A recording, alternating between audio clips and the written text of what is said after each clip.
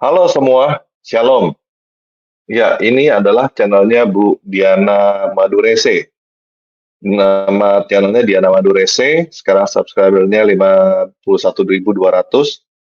Di sini ada tulisan gini, 2 kali gagal umroh, ternyata Tuhan Yesus membawaku ke gereja doa Bapa kami di Israel. Ini sepertinya Bu Diana mau tadiin juga ya Bu ya? Mungkin kita kenalan dulu kali sama Bu Diana ya.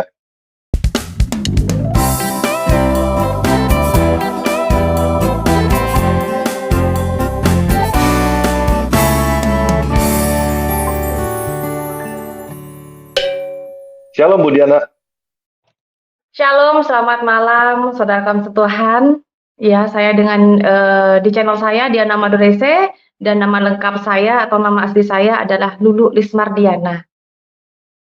Saya dari asli suku Madura, dari Sampang Madura, terlahir, besar, sekolah dan juga di Madura.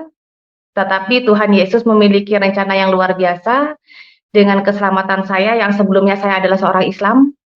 Dan rumah saya di Sampang itu bersebelahan dengan pondok pesantren terbesar di Sampang, Al-Haromain. Tetapi ya Tuhan sangat baik, Tuhan Yesus luar biasa, membawa saya dalam sebuah pertobatan lahir baru dan membawa saya ke Kalimantan Barat untuk melayani Tuhan. Iya Pak. Mungkin bisa diceritain Bu, gimana Ibu bisa masuk ke Kristen Bu dari seberang situ Bu?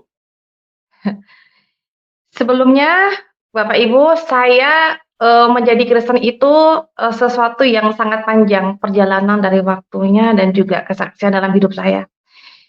Sebelumnya saya adalah seorang guru, saya seorang guru SD yang mengajar di SDN Beringin 2, Tambelangan,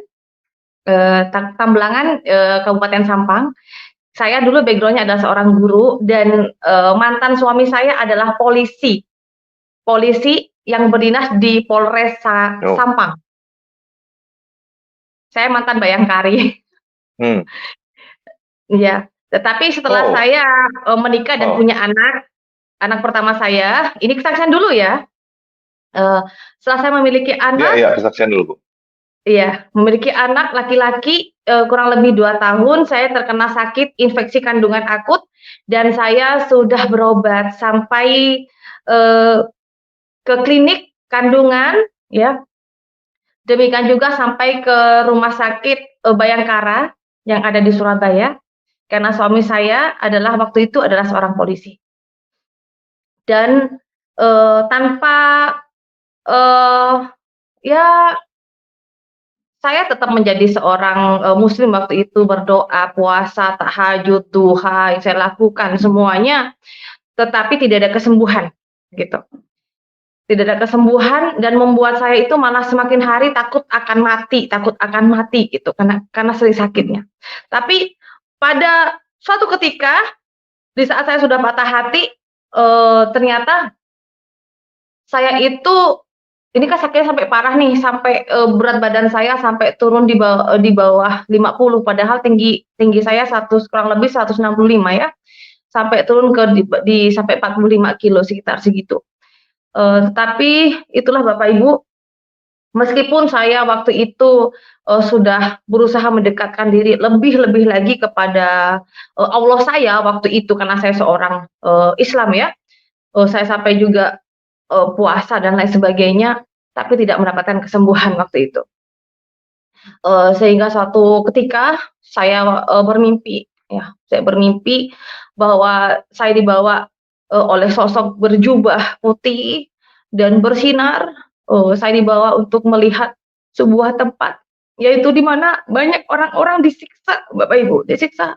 Saya melihat betul banyak orang disiksa, teriak-teriak, dan itu sepertinya sangat nyata sekali. Itu saya mimpi hari pertama, hari kedua, dan hari ketiga. Jadi selama 3 hari ini berturut-turut, hari yang terakhir itu, yang hari yang ketiga, sampai saya bilang dengan suami saya, dan suami saya bilang, "Abang jeung yang kurang atuh," kata suami saya, "kamu tuh kurang berdoa." Saya bilang, "Saya sudah berdoa, saya sudah ngaji, tapi saya tetap aja mimpi yang menyeramkan seperti ini." Jadi suami saya bilang, "Ya udah, Bang atuh boleh beun, atuh pegenah male beeng tak mamipe sebe coba bilang gitu. Saya suruh berdoa yang benar-benar lagi agar saya tidak mimpi yang jelek. Dan saya bilang dengan suami saya waktu itu, karena posisi polsek itu di sebelah rumah kontrakan kami, saya bilang, "Kamu jangan jangan, pergi ke kantor lah dulu, temenin saya tidur malam hari ini ya, saya takut, saya jagain saya." Dan, ternyata, dari malam itu saya lihat suami saya masih nonton TV jam 10, jam 11, akhirnya saya ketiduran gitu Bapak Ibu, karena saya merasa aman karena suami saya waktu itu jagain saya tidur. Dan tetapi setelah, tanpa saya rasa, saya sadari ternyata, saya itu bermimpi lagi, tapi seperti nyata, saya dibawa ke sebuah tempat di mana saya melihat banyak orang disiksa dan dibawa ke sebuah tempat yang indah banget. Nah, saya katakan, "Tempat apa ini?" Sosok berjubah putih itu mengatakan bahwa, "Pilihlah jalan kebenaran." Saya teriak-teriak, ternyata saya sudah ditampar pipi saya sama suami saya untuk dibangunkan, sampai sakit. Saudara, ya maklumlah suami saya kan seorang polisi waktu itu dan suami saya itu tinggi besar orangnya. Nah ya lumayanlah sampai 1 minggu ngilu semua pipi saya kanan kiri. Saya dibangunkan waktu itu dan saya bilang, "Kenapa saya mimpi begini terus?" Saya berpikir begini waktu itu, mungkin saya ini mau mati ya, sampai saya itu, bermimpi yang aneh-aneh. Saya bilang ke suami saya waktu itu, "Kalau begitu, aku meminta izin kalau aku itu, Dona tolong buka aki Don, Angel." Saya bilang waktu itu, eee "Tolonglah saya mau, nyekar ya." Karena kepercayaannya kami dulu, bahwa kalau kita tidak mendoakan orang tua kita yang sudah meninggal gitu kan, kita nggak menenteramkan hati dan, eee, juga di situ bahwa kalau kita nggak mendoakan orang tua kita nggak dapat, jalan cepadeng, jalan yang terang katanya begitu. Jadi saya berpikir, oh saya minta izin dengan suami waktu itu saya pergi ke, makam papa saya yang ada kurang lebih 1 jam dari Sampang yaitu daerah Pamekasan Bapak Ibu. Dan setelah sampai di Pamekasan saya nangis, minta papa saya doain saya agar saya itu, ya diselamatkan, disembuhkan. Jadi kita berdoa di makam waktu itu ya. Waktu itu saya berdoa sama di makam, papa saya dan saya berdoa bahwa, papa saya itu, bisa menolong saya untuk menyembuhkan saya dan papa saya juga mendapatkan jalan yang terang gitu. Dan setelah itu saudaraku, saya itu, dalam perjalanan kan mimpinya itu seperti nyata gitu loh. Oh saya nengok sosok baju putih dan setelah saya pergi ke makam papa saya sudah bersihkan makam papa saya sudah berdoa di situ dan, ternyata saya itu haus dan saya minum teh poci waktu itu yang, bungkusan begini harga 5.000 di Arit Lancor, Pamekasan. Nah, ada sebuah alun-alun di Pamekasan namanya Arit Lancor dan saya minum teh waktu itu dan saya lihat di seberang alun-alun itu, ada gereja Katolik, saudaraku ya. Gereja Katolik, kalau tidak salah ya, itu namanya Gereja Bunda Maria Ratu Para Rasul. Nah, saya tertegun waktu itu, kaget, ngecit saya tuh, kaget. Bah, aduh mi coba sosok saya ngajak engkau ke nyengok orang seksa-seksa yeun, saya bilang gitu. Kok sosok itu kok, eee, adalah sosok yang ngajak saya melihat sebuah tempat yang disiksa itu, saya bilang, "Ih, enggak mungkin tak mungkin," saya bilang. "Ih, masa iya sih Tuhannya orang Kristen tuh datang kepada saya, ih salah alamat itu." Saya kan tidak percaya dengan Tuhannya orang Kristen, saya juga bukan orang Kristen, "Ih, amit-amit sama bayi," saya bilang begitu. "Ih, turunan-turunan saya nggak mau saya kayak begitu," saya bilang gitu kan. Dan di situ Saudara, semakin waktu saya minum, pikiran saya jadi berpikir sendiri gitu, keras banget gitu. Rasanya nggak mungkin lah, ih apa ya kata dunia nanti ya, mana suami saya polisi, saya guru lagi ya kan. Ih, keluarga saya pun banyak juga di Pamekasan karena papa saya asli Pamekasan, Gurem Gremanceng dan mama saya itu aslinya orang Bangkalan. Nah, di channel saya Yayasan Kasih Terang Maduresia atau Diana Maduresia Channel ini bisa Anda lihat profil saya dan di mana rumah orang tua saya, termasuk saya ketemu dengan nenek saya, semuanya ada, Saudara. Eee, termasuk, om saya juga ada juga perbincangan dengan keluarga besar saya di situ. Dan di situ ternyata semakin saya mantap untuk menolak, semakin hati saya ini penasaran gitu loh. Eh, ngapa ya rasanya nengok gereja aja ngapa ya, saya bilang gitu kan. "Kayak apa sih gereja itu ya?" Saya bilang begitu. "Aduh kayak apa ya gereja itu di dalamnya?" "Ih, tapi saya takut," saya bilang, "saya takut nanti kalau ada orang, ngelihat saya apa kata dunia nih, masa sengkok yang orang orang Madura bisa masuk ke gereja?" Ih, saya bilang gitu kan. Tapi hati saya ini Saudara, hati saya ini terasa, macam mana ya, penasaran gitu loh, penasaran. Saya bilang, "Ih, aku ndak mau lah lewat di depan. Saya mau nengoknya di belakang aja. Kalau nengok di depan pasti nanti ketahuan lah sama lek saya, om-om saya." Lek itu tante saudara ya. Nanti kalau ketemu tante saya, om saya, aduh ada robber Ki, saya bilang gitu kan. Aduh habislah saya nanti, saya bilang. Tapi hati saya ini penasaran. Jadi saya ngendap-ngendap, pergi ke gereja Katolik tersebut dan saya bertanya, "Permisi, Mas, Pak, ada Bapak pendeta pastornya tidak?" Nah, kebetulan waktu itu, eee, saya tidak tahu namanya katanya brother atau apa ya gitu, pengerja lah seperti atau yang pelayanan di situ membantu pastor. Beliau mengatakan, "Kalau pendeta tidak ada Ibu, tapi yang ada itu, Romo. Romo sedang pelayanan ke Sumenep." Beliau bilang, "Oh, iya iya iya iya," saya bilang, "Bisakah Mas saya mau masuk ke gereja Mas?" Saya dilihat gitu Bapak Ibu ya, saya dilihat, orang tersebut rasa aneh menengok saya ini kok mau masuk ke gereja ada apa dan, waktu itu tahun 2004, saat itu ada lagi, panas-panasnya lagi dalam keadaan, kisah dari bom Bali ya, bom Bali. Dan saya dilihat seperti aneh gitu, dilihat dari atas ke bawah, dilihat dari atas ke bawah, ini ngapain orang perempuan ini mau ke dalam gereja kan, lagi saya pakai ransel gitu. Jadi saya dimintain keterangan, "Mana adakah surat pengenalnya?" Saya kasihkan KTP, saya kasih KTP, tambah lagi orang itu merasa, eee, kaget gitu loh, "Loh ini kok Ibu kan orang Islam, ngapain Ibu masuk ke gereja?" Saya bilang, "Saya kan cuma pengen tahu gereja itu kayak apa." "Maaf Ibu tidak bisa, karena masuk ke gereja ini bukanlah untuk orang umum, kita untuk ibadah."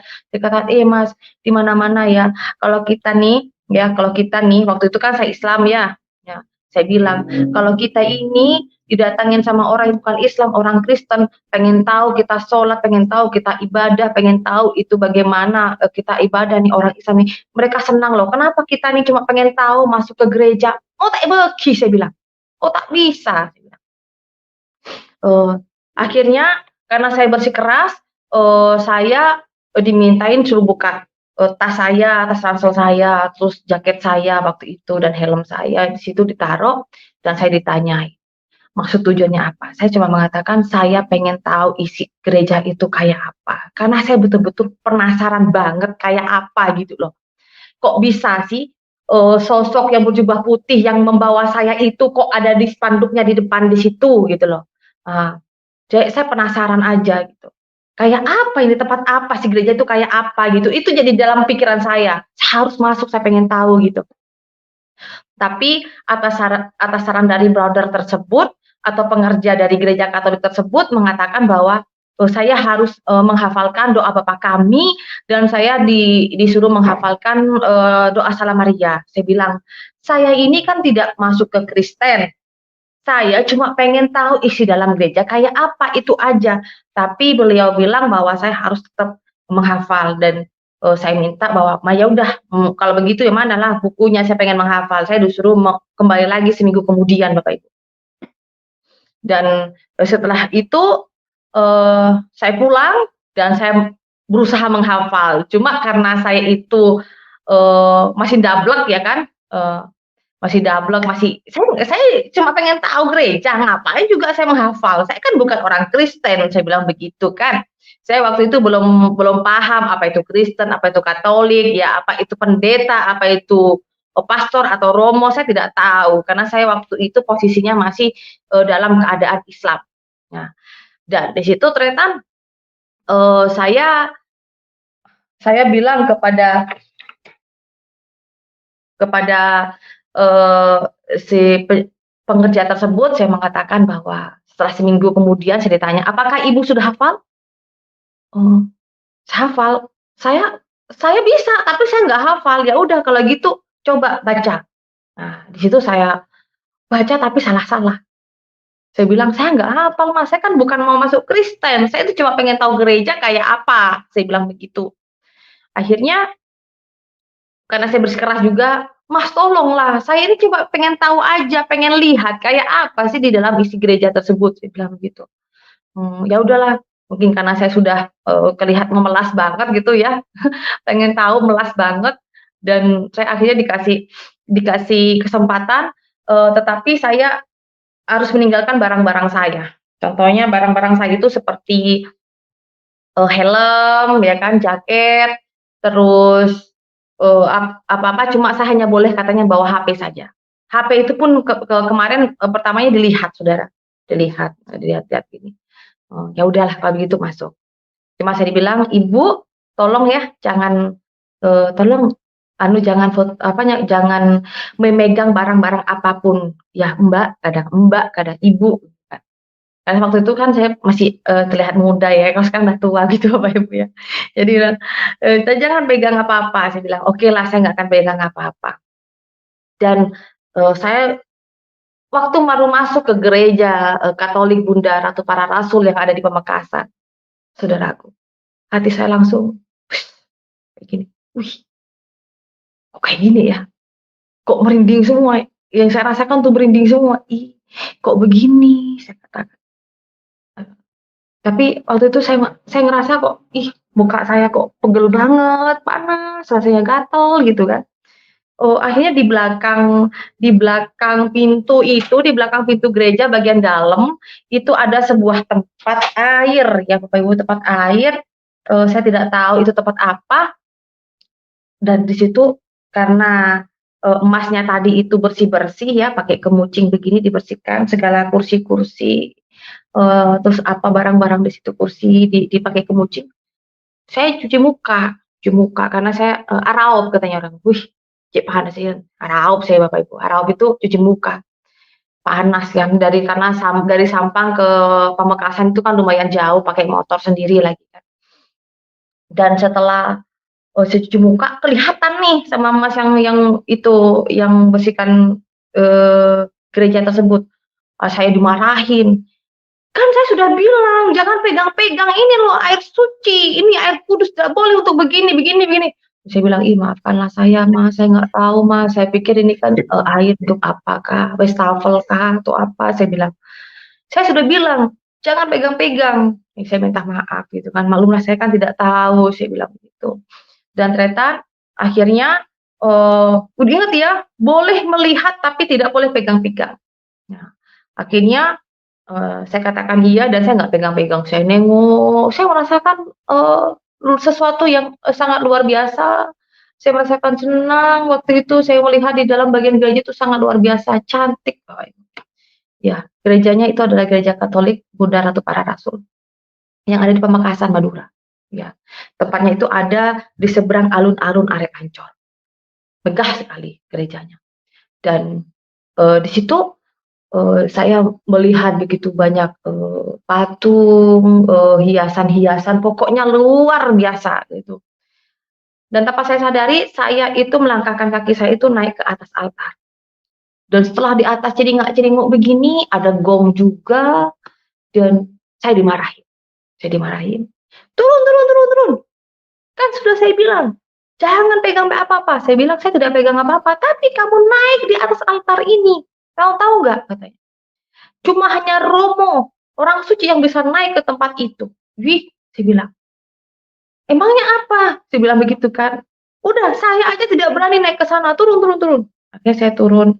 "Ih Mas, saya minta maaf ya Mas, saya nggak tahu Mas," saya bilang begitu. "Oh ya udah kalau gitu kita pergi keluar aja, lihat Gua Maria." "Apalagi Gua Maria ya?" Saya bilang gitu kan. "Apa itu Mas?" "Itu sebuah tempat di mana, bisa di sana foto-foto." Dia bilang begitu. Nah itu udah itu gua Gua Maria itu.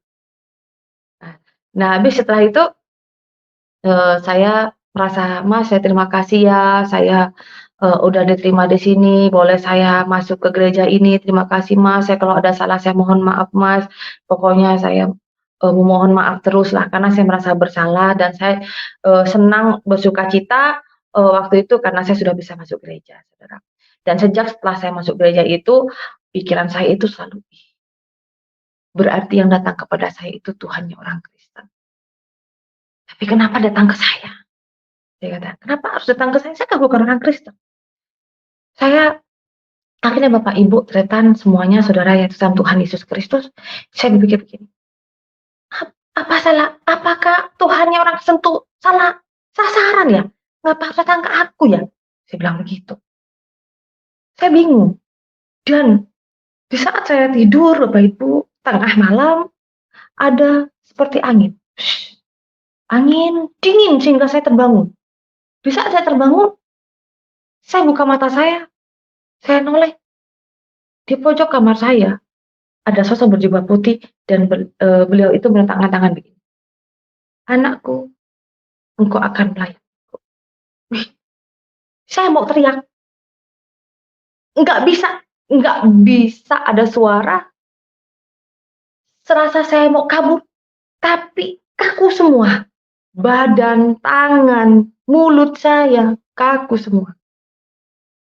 Nah, setelah sosok sosok itu berjubah putih lenyap, saya bisa kabur dan saya teriak, "Ah!" Saya pergi ke polsek ya di kantor, saya cari suami saya waktu itu.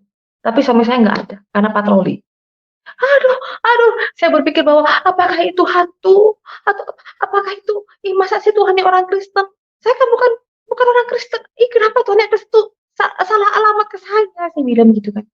Nah, di situ saya berpikir, "Aduh, bagaimana ini? Bagaimana kok saya didatangin sama Tuhannya orang Kristen?" Lalu saudaraku Cica ngomong, "Iya iya iya." Jadi setelah itu ternyata saya merenung dan saya berpikir, "Ini ada apa ini? Ini ada apa?"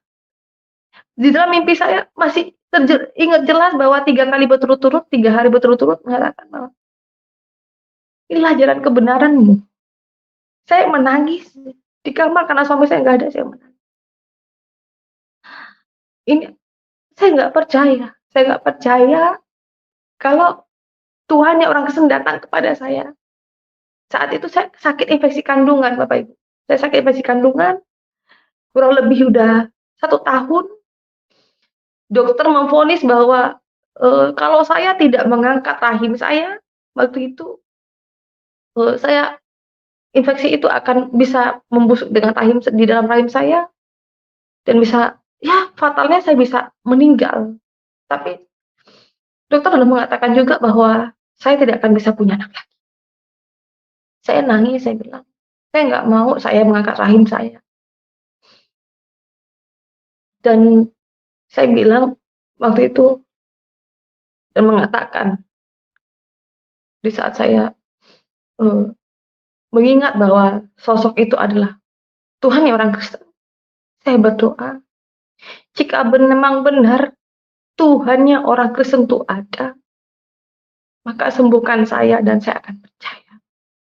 Itu yang saya omongkan kepada Tuhannya orang Kristen waktu itu.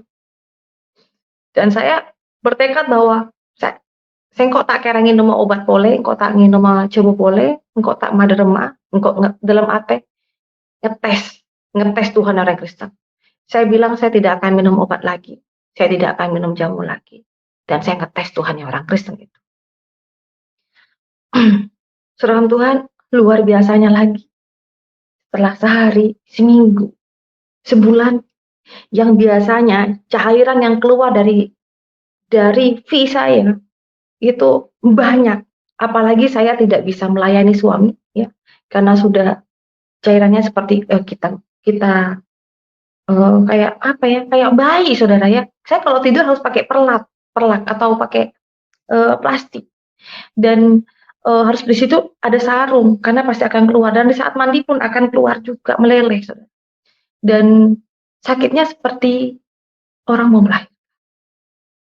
Saat pembukaan seperti itulah sakitnya. Dan sakit itu dari pinggul perut bawah itu sakit banget. Dan dokter mengatakan kalau tidak diangkat rahim saya nggak akan sembuh.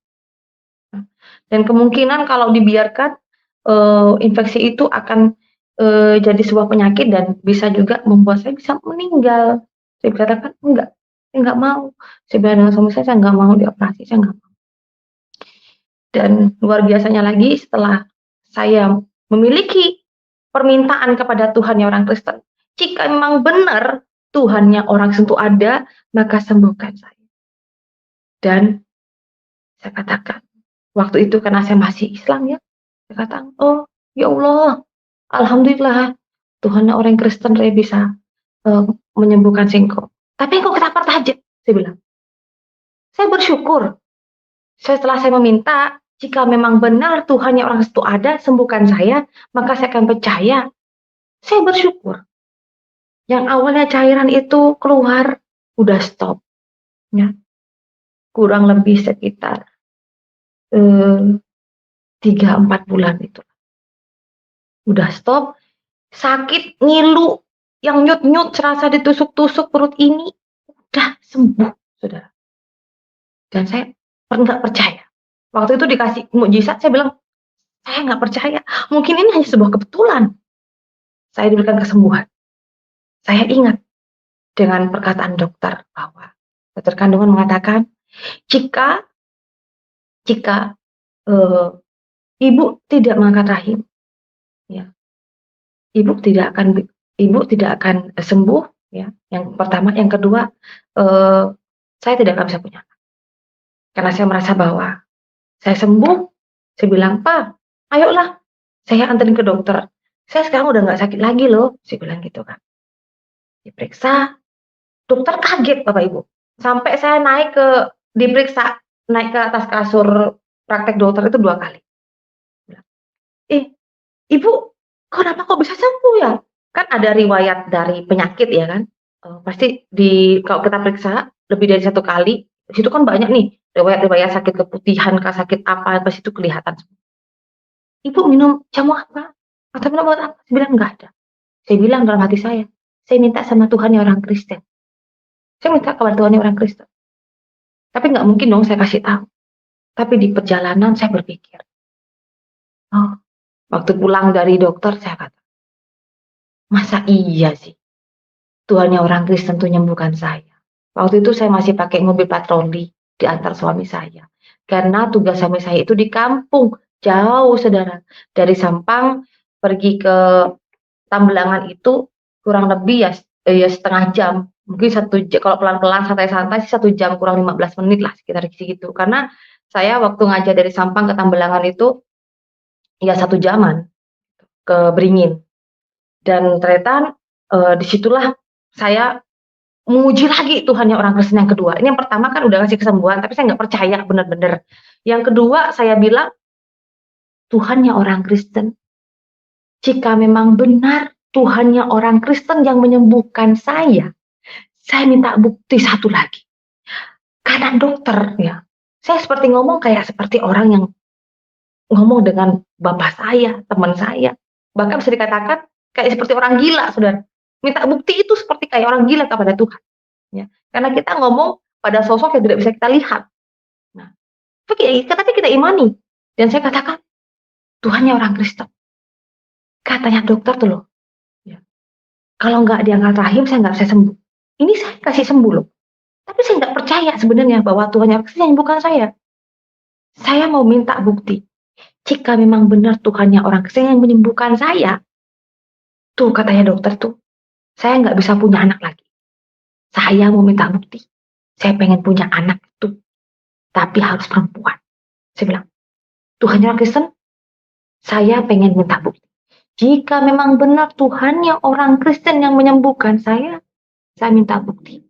Ya. Dokter juga mengatakan saya nggak bisa punya anak lagi. Saya mau minta anak perempuan. Saya minta bahwa saya mau minta anak perempuan. Dan luar biasanya lagi ternyata, saudara, beberapa bulan kemudian Saya rasakan perusahaan ini ngembang gitu loh, ngembang dan keras. Tapi saya masih datang bulan, saya menstruasi. Saya bilang dengan suami saya waktu pulang tugas, papa, tang tabu dulu, jangan abu, jangan gero, jangan geli, Pak. Saya bilang, perut saya makin lama ini makin besar, makin keras dan kencang. Aduh, jangan-jangan kamu sakit lagi. Yang saya pikirkan waktu itu adalah kanker atau tumor rahim kah atau apa. Dan suami saya bilang, oke lah kalau gitu kita periksa lagi. Tahukah Anda, saudara? Mukjizat Tuhan itu sangat luar biasa. Satu, dikasih kesembuhan. Kedua, di saat saya periksa ke dokter kandungan, ya, di klinik Adinda, di Sampang, ada namanya klinik Adinda, dokter kandungan. Dan di situ saya diperiksa, ternyata saya hamil 3 bulan lebih, hampir 4 bulan. Saya kaget.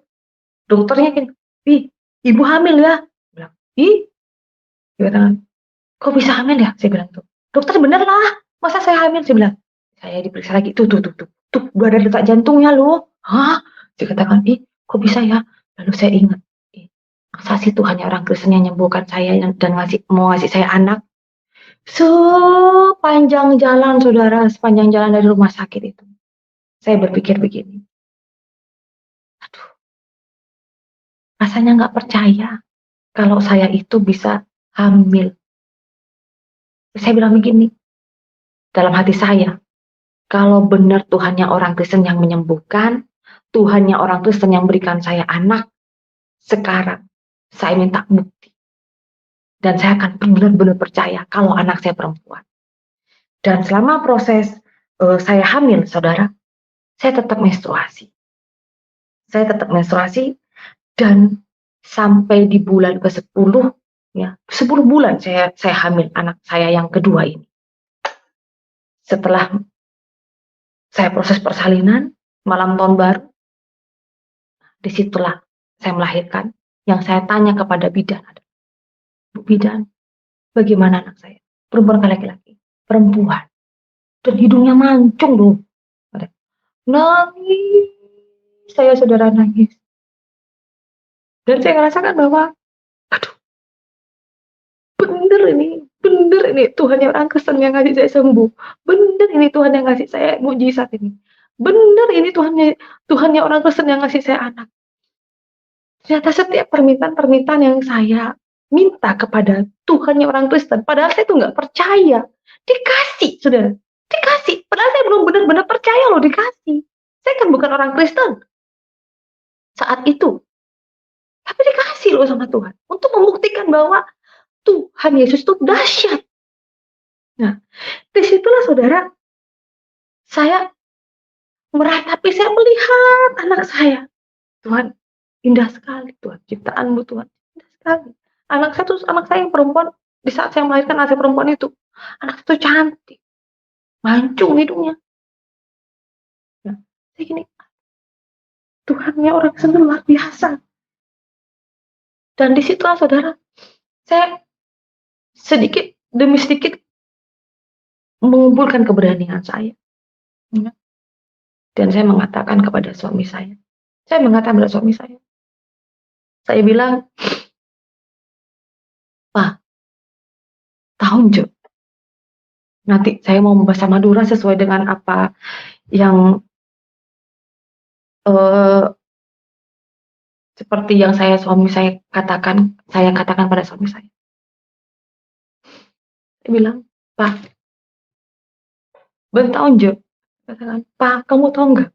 Saya loh dari sakit itu mintanya itu kepada Tuhannya orang Kristen, Pak. Terus aku tuh minta lagi, aku kan nggak percaya. Aku minta bahwa aku percaya kalau dikasih anak perempuan, Pak. Kan kamu tuh kan tahu, dokter itu bilang saya nggak akan bisa punya anak lagi karena rahim saya." Saya bilang, "Diginikan saya, beres ya, mun gila ke TV. Waras kamu ya. Kalau gila aja sendiri." Saya bilang, "Ingat ya, sengko tak larang abeeng pertaja jadi orang Kristen. Tapi ban enggak cengok ada na baeng ria. berdiri masjid iya. Aku nggak ngelarang kamu mau jadi orang Kristen, mau jadi orang apa. Tapi kamu harus tahu, harus ingat kamu tinggal di mana. Kamu tahu nggak? Orang di Kecamatan Tambelangan ini semua kenal sama aku. Suami saya mengatakan begitu di depan Polsek Tambelangan itu kan saya kan ngontrak di sebelah nih dan saya duduk di depan Polsek sambil santai-santai di bawah pohon jambu. Suami saya mengatakan, "Ingat ya, kalau kamu diapa-apain sama orang di sini, aku nggak tanggung jawab karena kamu salah. Ngapain kamu juga mau menjadi orang murtad?" Saya bilang, "Ya aku kan ngomong sama kamu, kan kamu suamiku," saya bilang. "Ya kalau aku mau belajar kan enggak apa-apa." Jadi, di situlah saudaraku bahwa saya saya waktu itu berpikir begini, yang penting sengkok lemari ngucap, yang penting saya sudah ngasih tahu ke suami saya kalau saya mau belajar Kristen, karena saya ngerasakan bahwa, iya emang bener nih, Tuhannya orang Kristen yang memberikan saya kesembuhan, memberikan saya anak. Cuma terkendala adalah, saya sudah berusaha waktu itu ya Bapak Ibu, saya sudah berusaha untuk, eee, mencari, Alkitab waktu itu, Alkitabnya orang Kristen. Nah, ya kalau dulu kan saya nggak tahu bahwa Alkitab Kristen sama Katolik itu sama gitu loh. Dia bilang, Alkitabnya orang Kristen. Dan saya mencari sampai ke toko-toko buku yang ada, dari Pamekasan, Sampang sudah saya cari. Dan, saya nggak menemukan itu Saudara. Akhirnya saya buka-buka di di apa, di Facebook, saya cari temen yang agamanya Kristen siapa, dan ada salah satu teman saya yang Kristen, dan saya beranikan inbox sama beliau. Dan sampai sekarang kita seperti saudara, sampai sekarang seperti saudara. Dan saya ngerasa juga punya hutang budi sama sama beliau karena beliau sudah memberikan saya Alkitab. Dan saya bilang, "Mas, bolehkah aku minta Alkitabmu?" "Loh, kamu kan orang Islam, ngapain kamu minta Alkitab? Nanti kamu sobek-sobek, kamu bakar-bakar, injak-injak," kayak gitu ya. Saya bilang, "Enggak Mas, aku mau belajar Mas." "Oh, terus bagaimana ini? Ngirimnya sama kamu gimana? Aku kan jauh gitu kan, aku kan jauh bukan di Madura nih." "Oh ya udah, ngirimnya pakai apa ya?" Kita berpikir, "Oh ya kalau gitu kita mikirnya pakai pakai kotak sepatu." Nah, jadi, teman saya itu, beliau sekarang jadi guru dan pengerja juga di sebuah gereja, ya namanya, Mas Suryo Jatmiko. Beliau seorang guru, eee, di Sulawesi, ya Sulawesi Tengah, ya. Dan, di situlah saya Bapak Ibu dikirimlah Alkitab tapi digulung, dirapiin, dimasukin ke kotak sepatu dan dikirim ke rumah kakak saya. Karena rumah orang tua saya sejak saya menikah, rumah orang tua saya ditempati oleh kakak kandung saya. Nah, dan di situ saudara, kakak saya bilang, "Mbak, Deki mau ada kiriman sepatu ya, ayo coba buka," saya bilang, "itu punya teman saya," saya bilang gitu. "Nanti Mbak kalau ada kiriman sepatu, kotak sepatu itu maksud saya saudara, jangan dibuka karena itu kiriman punya orang," saya bilang. "Oh iya iya," katanya. Karena tempat tinggal saya kan di kampung saudara ya. Dan di situ, akhirnya, eee, dapat paketan itu seneng banget saudara. Saya buka-buka, baca-baca baca-baca, di situ yang paling saya sukai pertama kali adalah Amsal juga Mazmur. Ya saya sering baca-baca di situ. Saya kalau udah baca, saya tidur, saya taruh di bawah bantal, Saudara, saya taruh bawah bantal. Karena saya dulunya masih mengimani ya, kalau dulu waktu waktu saya masih Islam, saya ngerasa kalau saya peluk, Al-Qur'an itu ngerasa saya aman gitu kan. Dan waktu itu saya, peluk Alkitab, ih biar aja Tuhannya orang Kristen jaga saya gitu kan. Saya saya bawa tidur gitu Saudara ya. Udah gitu satu-satunya lagi. Dan, ya kalau suami saya sih, saya rasa sudah pernah lihat lah bahwa saya itu sering baca-baca Alkitab dan saya menyembunyikannya di bawah bantal, Saudara. Dan tapi itulah saudaraku ya, 10 tahun, saya belum belum dibaptis ya, tahun 2004 itu Saudara ya, saya, bertemu dengan Tuhan, nya orang Kristen dari mimpi dan sampai, saya baca-baca dan lain sebagainya, tapi saya tidak mempunyai keberanian bahwa, saya itu mau dibaptis atau saya mau pergi ke gereja, tidak ada keberanian waktu itu. Eee Tetapi ya itulah, rencana Tuhan mungkin berbeda, Tuhan memiliki, rencana dan rancangan yang lebih lagi dalam hidup saya, sehingga ya suami saya juga mungkin ya ngelihat saya itu udah enek kali ya, ngelihat saya itu, saya sering baca Alkitab, terus, saya itu udah nggak pakai kerudung lagi gitu, udah ya udah lebih mencintai Alkitab gitu ya, dan demikian juga masalah dalam rumah tangga saya juga, semakin pelik, ya mungkin itu jalannya Tuhan, sehingga akhirnya kami itu, bercerai baik-baik gitu. Dan setiap perkataan-perkataan suami saya, "Udah kalau gitu, kamu harus setuju, kamu ngomong ini iya, ini iya, ini iya," ya saya iyain aja waktu saat saat, proses perceraian, saat di Polres ya kan, saat di pengadilan, ya iyain aja biar cepat selesai dan, saya bercerai itu prosesnya cepat juga, 1 bulan lebih sedikit aja, mungkin sekitar 1,5 bulan udah ketok palu, udah keluar surat gitu Saudara ya. Dan waktu pertama proses cerai rasanya, wih merdeka ya, aku mau ya biar aku lebih bebas lah untuk mau pergi ke gereja kah, aku pengen tahu ini Kristen bagaimana kah, yang saya pikirkan seperti waktu itu begitu Saudara. Tapi di saat saya, dalam menerima surat cerai itu dan menjalani hari-hari saya itu sungguh sungguh di luar, apa yang saya pikirkan. Saya susah, saya menjadi orang yang, ya susah banget gitu, karena saya tinggal di Perintis atau di asrama Perintis Polri yang di sebelah Polres Sampang ya, dulu ada namanya Aspol Perintis, saya tinggal di situ, tapi setelah cerai kan saya harus keluar nih, dan, saya membawa, 2 anak saya, laki-laki yang perempuan, ya, yang pertama namanya Selvario, yang kedua adalah Angelica, saya membawa kedua anak saya itu di kontrakan, Saudara. Ya, saya dulu tinggal di Aspol, di Perintis yang berdekatan dengan Polres Sampang.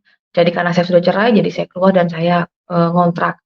Sampai pernah saya jual lemari karena nggak bisa bayar kontrakan, dan terakhir pernah saya, nggak punya apa-apa dan, sampai anak saya itu lapar juga pernah. Saya bilang begini, "Aduh Tuhan, ini orang Kristen." Saya sempat drop Saudara, nggak punya apa-apa.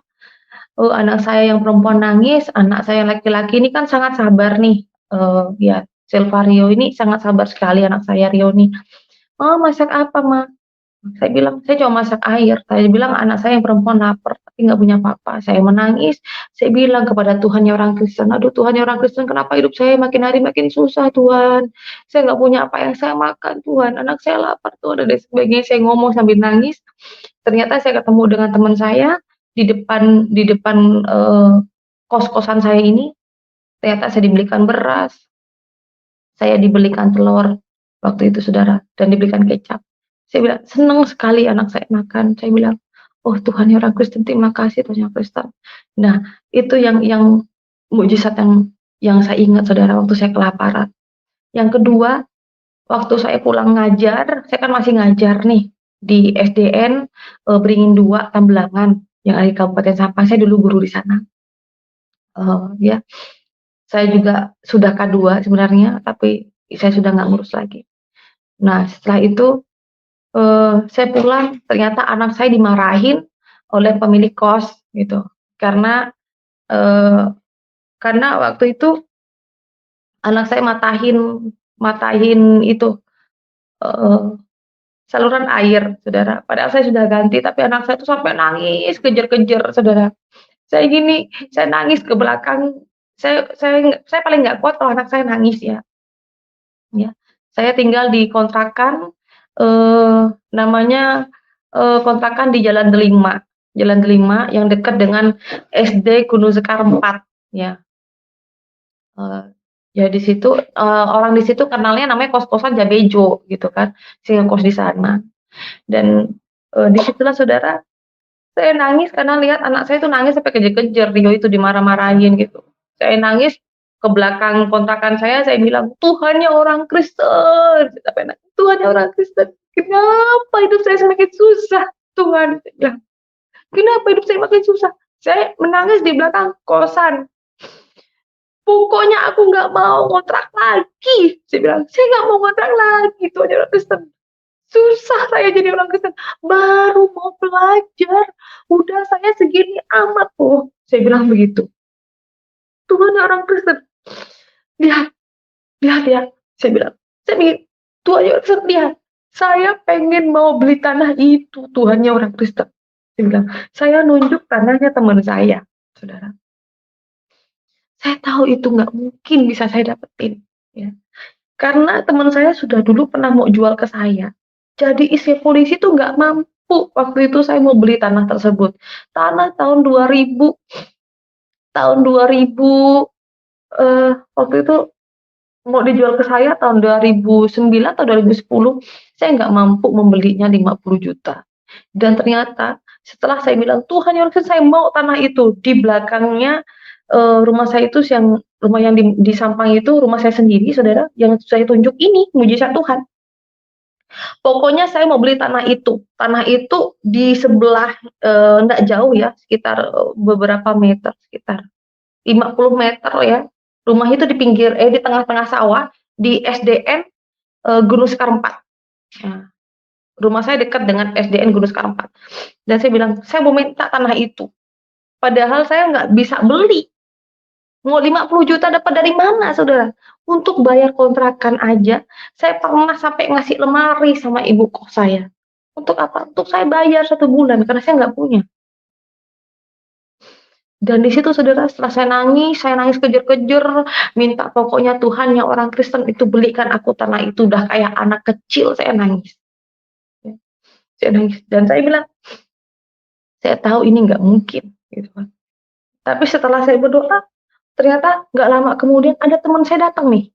Teman saya datang, dia prospek, awalnya mau prospek saya, mau ikut asuransi gitu kan. Ada sebuah asuransi, jadi saya ditawari, "Kamu mau nggak ikut asuransi? Ya kalau kamu nggak bisa ikut asuransi, kamu mau nggak jadi agen asuransi?" Saya bilang, "Kalau agen asuransi gimana?" Gitu kan. Waduh, saya rasakan, oh ya udahlah, hajar aja lah, yang penting saya bisa kerja. Jadi habis saya ngajar, biasanya saya cari cari nasabah gitu, saudara ya. Cari nasabah, saya masih ingat bahwa dulu kan suami saya kan bisa dikatakan punya pengaruh ya kan di polsek di Polsek Tambelangan tersebut, karena saya kan juga karena Bayangkari juga di situ kan, dan saya kenal beberapa kepala desa dan juga orang-orang penting di situ lah. Dan saya prospek mereka, puji Tuhan, sampai saya 1 bulan kerja di asuransi, 1 bulan itu saya jadi top agent, saudara. Ya, saya jadi top agent. Dan disitulah saudaraku, mujizat Tuhan tuh luar biasa. Dari berkat itu akhirnya saya bisa mencicil untuk membeli tanah yang saya tunjuk itu, saudara. 50 juta buat saya tidaklah sedikit, itu saat itu sangat besar sekali, ya, besar sekali, karena waktu itu saya sudah janda ya, saya sudah janda dan untuk makan aja susah, apalagi membeli tanah ya kan, kalau bukan karena mujizat Tuhan. Nah, yang saya tunjuk, kebelilah tanah, ya kan. Saya tunjuk lagi, Tuhannya orang Kristen, saya udah dikasih tanah nih, tolonglah Tuhannya orang Kristen berikan saya rezeki lagi, agar saya bisa, nggak usah besar-besar rumah saya, adalah untuk saya dan anak saya tidur, Tuhan. Di situ saya bisa membangun lagi, saudara. Bayangkan, 2 tahun menjanda, ya, 2 tahun dicerai dari suami, ya, bisa beli tanah dan saya bisa bangun rumah, saudara. Padahal waktu itu sebelumnya saya menikah dengan polisi itu 10 tahun. 10 tahun saya nggak bisa punya rumah seperti yang secepat ikut Tuhan yang orang Kristen ini loh, gitu.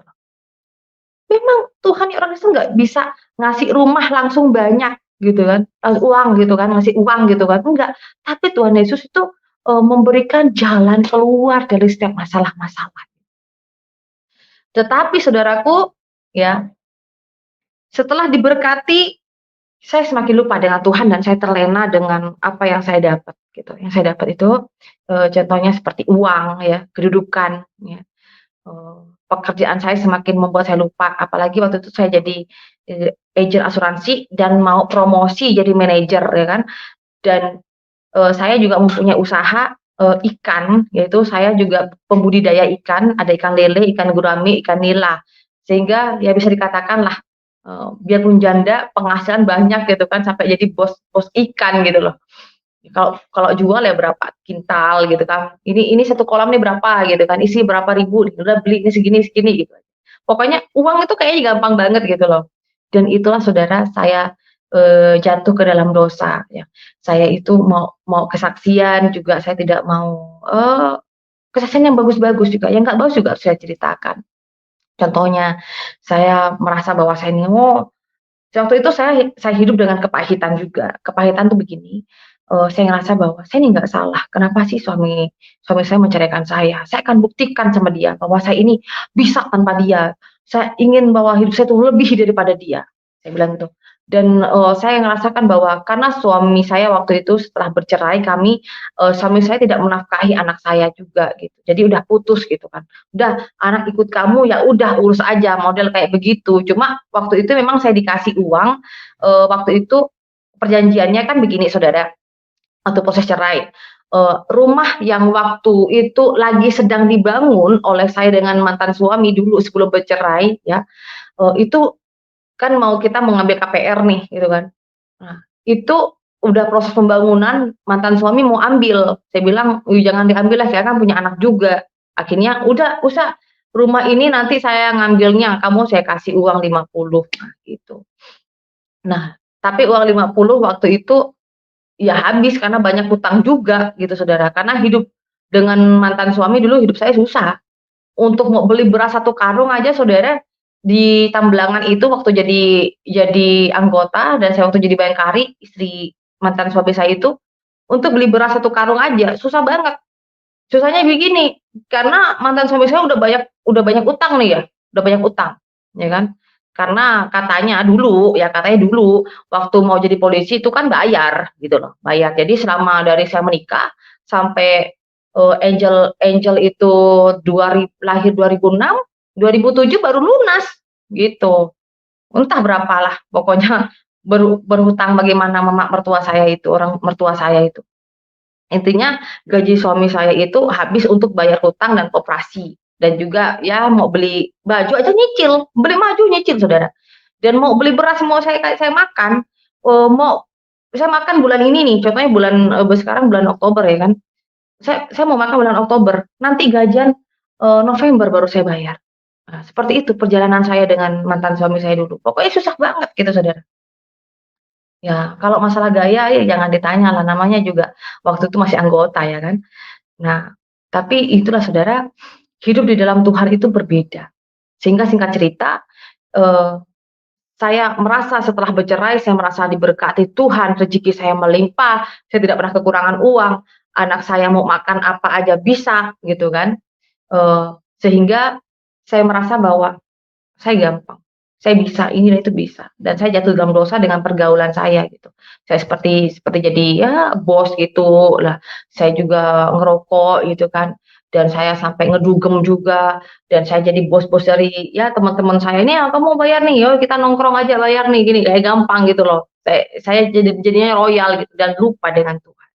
Saya lupa bahwa Tuhannya orang Kristen lah yang memberkati hidup saya, Tuhannya orang Kristen yang memberikan, saya kesehatan, memberikan saya kesuksesan dalam segala hal.